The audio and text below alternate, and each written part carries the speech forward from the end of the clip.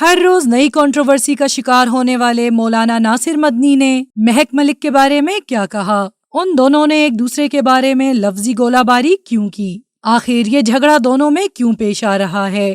تم مولوی نہیں، تم مراسی ہے۔ مہک ملک ناصر مدنی کے پاؤں کیوں دبا رہی تھیں؟ ناصر مدنی کو مہک ملک کی والدہ نے کیا کہا؟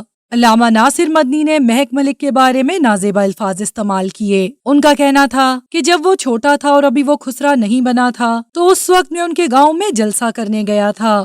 مہک ملک ایک خسرا ہے، وہاں مہک ملک میرے پاؤں میں بیٹھا تھا اور اس ٹائم مہک ملک کے بھائی اور والدہ آئیں اور کہا کہ مہربانی کر کے اسے سمجھائیں کہ یہ ناچنا وغیرہ اور اس قسم کی عادتیں چھوڑ دے۔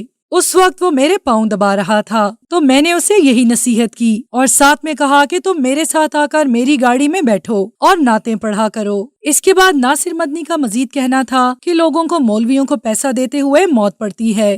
1.5 گھنٹہ ہونے والا ہے، اب بڑے نوٹ سامنے رکھی جاؤ۔ انہیں لگتا ہے کہ وہ مولویوں پہ کوئی احسان کر رہے ہیں جبکہ وہ مہک ملک جیسے خسروں پر لاکھوں روپے لٹا دیتے ہیں۔ مولانا نے مزید کہا کہ ایک شخص نے مجھے کہا کہ مولانا یہ وہی مہک ملک ہے جسے آپ نے کہا تھا کہ نعتیں پڑھو، آج وہ ارب پتی بن گیا ہے۔ تو میں نے کہا اس میں تم لوگوں کا قصور ہے کہ ایسے خسروں پہ لاکھوں روپے لٹاتے ہو اور اپنے امام مسجد کو 30 سال بعد بھی عمرہ نہیں کراتے۔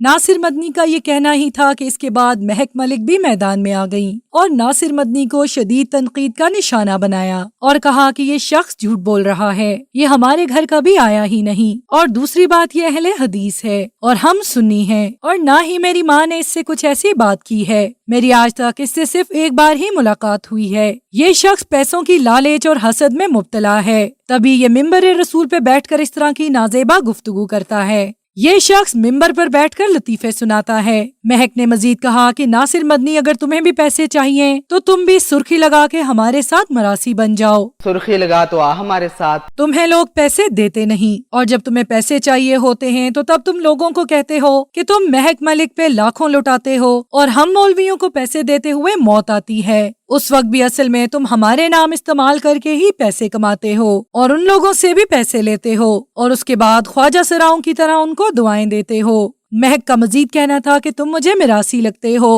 اور ایسا لگتا ہے کہ پہلے تم میراثی ہی تھے اور اب مولوی بن چکے ہو اور اب تم پچھتا رہے ہو۔ مہک ملک نے مزید کہا کہ یہ پیسے جو مجھے ملے ہیں یہ میں گھر نہیں لے کر جاتی بلکہ اپنے ساتھ جو لوگ ہوتے ہیں ان میں تقسیم کرتی ہوں۔ اگر میں ایسا نہ کرتی تو آج میں بہت امیر ہوتی۔ ناظرین، یہ تھی ان دونوں میں لڑائی کی وجہ۔ ناصر مدنی نے شروع سے مہک ملک کے بارے میں نازیبا الفاظ کہے اور ان کو تنقید کا نشانہ بنایا، جس کے بعد مہک ملک نے بھی شدید رد عمل دیتے ہوئے نامناسب باتیں کہہ دیں۔ To watch more videos, please subscribe to our channel and click the bell icon.